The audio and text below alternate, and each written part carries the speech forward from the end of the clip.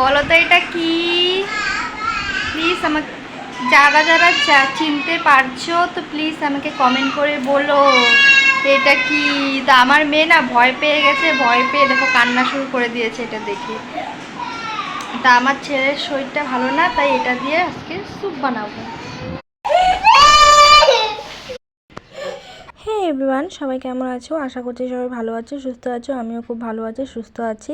তো আজকে দেখো আজকে যেহেতু সানডে, তো আজকে রান্নাঘরে আমি লেট করে এসেছি। তো এখন কিন্তু বাজে পুরো 11:30। 11:30টার সময় চলে আসলাম রান্নাঘরে। তো ছেলে তো আর্ট স্কুল গেছে, আর মেয়ে তো আছে, তোমাদের তো দেখালামই যে মুরগি পাটা দেখে ও ভয়ে কান্না করছিল। তো আজকে মানে মেনু হবে, মানে দুপুরের লাঞ্চের মেনু হবে তোমার চিকেন কষা আর কাঁঠালের বিচি ভাজা। তো কাঁঠালের বিচি ভাজাটা তো এটা আমিই খাবো, বাট আমার ঘরে কেউ, আমার ছেলেও বেশি পছন্দ করে না, মেয়ে তো খেতেই পারে না, আর ওর বাবাও খাবে না, আমি একাই খাবো। কাঁঠালের বিচি খেতে আমার খুবই ভালো লাগে। ভালো করে শুকিয়ে নিয়েছি, তারপর একটু হালকা সিদ্ধ করে নিয়েছি। আর এদিকে দেখো, এদিকে আমি চিকেনগুলি ভালো করে ধুয়ে নিচ্ছি। আর আমার এই ছেলের যেহেতু শরীরটা ভালো না, তাই ওকে চিকেন স্যুপ করে দিব। তো আমার ছেলের শরীরটা মানে প্রচুর, যেহেতু ওকে কুকুরে কামড় দিয়েছে, তো এখন পুরো ইঞ্জেকশন কমপ্লিট হয়ে গেছে। তো ডক্টর বলে দিয়েছে ওকে একটু ভালো খাওয়াতে। আর আমার ছেলে না সেরকমটা না যে ওকে খাওয়ানো হয় না, তো তোমরা ব্লগে তোমরা দেখতেই পাও, কিন্তু আমার ছেলে খেতেই চায় না কিছুতেই। তো দেখো চিকেনগুলোকে আমি ভালো করে ধুয়ে নিলাম। ধুয়ে এখন লবণ হলুদ দিয়ে যা যা মশলা দিয়ে সব মশলা দিয়ে মেখে রেখে আমি ফ্রিজে রেখে দেবো 8 ঘন্টার জন্য। তারপরে চিকেনটাকে বানাবো। এইভাবে চিকেনটা বানালে কিন্তু খেতে সেই হ্যাপি টেস্ট হয়। আমি যখনই চিকেন বানাই না কেন, চিকেন মাটন বলে না, আমি সবসময় চিকেনই বানাই। চিকেন মাটন যখনই মাংস বানাই আমি আগে মেখে রেখে ফ্রিজে ঢুকিয়ে রাখি 8 ঘন্টা, তারপরে আমি বানাই। তারপরে আমি খেলে সেই টেস্ট হয়।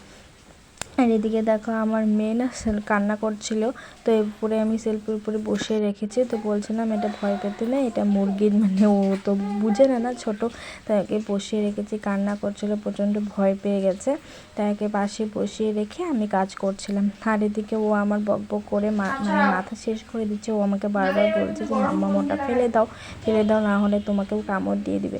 তাই আমি ওকে বলছিলাম এটা মানে মুরগি, মানে ও তো ককক বলে, তাই আমি বলছিলাম এটা কোকক পা, তোমাকে ভয় পেতে হবে না। এগুলি ওর সাথে মানে কথা বলছিলাম, এদিকে মাংসটাকে দিচ্ছিলাম। আর আজকে বেশি কিছু রান্না করব না, আজকে জাস্ট রান্না করব, ডাল হয়ে গেছে, চিকেনটা বানাবো, আর কাঁঠালের বিচি ভাজা করবো, আর ভাত, আর কিছুই করব না। কারণ ছেলেও সেটা আমাদের খায় না, যতই তুমি 3-4 পদ রান্না করো না কেন, এক পদ দিয়েই সবাই খাবে। তাই আমি এখন আর বেশি রান্না করি না। আর আমারও শরীরটা সেরকমটাভাবে ভালো নেই, কয়েকদিন থেকে প্রচণ্ড প্রেশার লো হয়ে গেছে। আমিও সেরকম মাংসটা আমার না কয়েকদিন থেকে মানে কী হচ্ছে, মানে ভালো বেশি সেরকমটা আমি খাইও না মাংসটা এখন। আগে যেরকমটা ভালো লাগতো না, এখন মাংস সেরকম ভালো লাগে না। আর এদিকে দেখো মেয়েকে শুয়ে দিয়েছি, ভয় পেয়েছে যেহেতু, তো মুখে বলছেন তুমি মোবাইল দিয়ে দেখো। আর দেখো আমার চিকেন স্যুপ দেখো হয়ে গেছে, ছেলেকে দিয়ে দিয়েছি চিকেন স্যুপ খাচ্ছে। তো খেয়ে ওকে বললাম কেমন হয়েছে, ও বললো ভালোই হয়েছে। তাই বললাম আর একটু নিবি, তো দেখি ও বললো হ্যাঁ, আমি তাই ভাবলাম যে হয়তো ভালো হয়েছে, তার জন্য যাচ্ছে। তো এদিকে দেখো আমি স্নান টান করে সব রান্নাবান্না কমপ্লিট। তো এদিকে আমি বসে চিকেন স্যুপ খাচ্ছিলাম, তো মেয়ের ছেলে আমাকে ভিডিও করে দিচ্ছিল। আর একটা চিকেন মানে মুরগির পা একটা আমি খেয়েছি বলতে সম্পূর্ণ খাইনি, আমার না এরকম একটা লাগছিল, মানে ঘৃণা টাইপের। বাট কেউ কিছু মনে করো না, বাট আমার যেটা লাগে মানে আমার ভালো লাগে না, তাই একটু কামড়ে আমি ফেলে দিয়েছিলাম। তো আজকের মতন ব্লগটা আমি এখানেই শেষ করছি, দেখা হচ্ছে নেক্সট কোনো ব্লগে। সবাই ভালো থেকো, সুস্থ থেকো। আর দেখো আমি কীভাবে চিকেনের পাগুলো কাটছি। তো টাটা।